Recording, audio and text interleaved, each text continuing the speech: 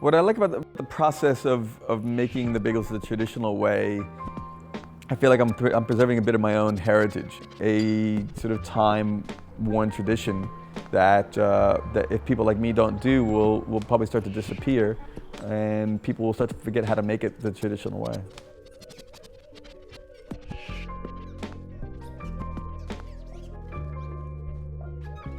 I wanted to reproduce a traditional artisan bagel that, done in that classic New York style. And what that means is it's hand rolled rather than done through a machine, which is the way most bagels are done. It's boiled, which I think a bagel has to be boiled, and it's using the best ingredients we can find. Food's a way of giving to people. I mean, I guess at heart I'm a people pleaser, and it's a way for me to please the people around me, kind of wow them as well. I mean, I guess there's a little bit of ego in that as well, but really it's more about I want to make people happy, and food's a way that I know I can do that. Before Brooklyn Boy Bagels, well, even now, I mean, I guess I still consider myself a food journalist. I mean, I've been writing about food for probably about the past 13 years. And I've done a lot of eating being a food writer, but I've always actually wanted to spend more time in the kitchen. So I guess that was part of the reason why I wanted to do Brooklyn Boy, was that it gave me a chance to get my hands dirty. Even though I've been a journalist for a long time, I felt quite fidgety in a chair.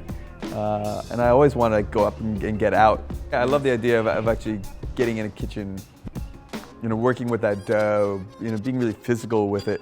It makes you a lot more present, and it's pretty stressful still, but something about that physical pressure and stress I actually find more relaxing than the mental stress of being stuck in a chair. My advice for someone that wants to start up their own business is expect to be fearful. Someone gave me a really good example. When you push yourself in these kinds of areas, there's a rubber band effect where you stretch out the rubber band and you get that point where the tension gets really high. And your natural reaction is just to let go, is to release that pressure, which, for most people that means, say it's all too hard, I'm gonna go back to have a stable job in an office where I can relax and enjoy myself.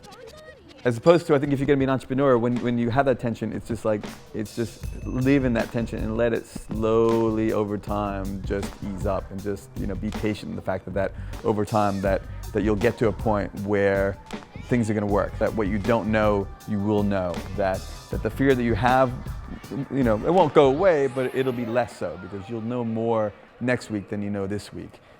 It's hard giving up your bread and butter, which is what's been paying my rent for the past 12 years, for something that's a labor of love. But really, that's the whole point. And as scary as it is, this is the place I want to be all this time.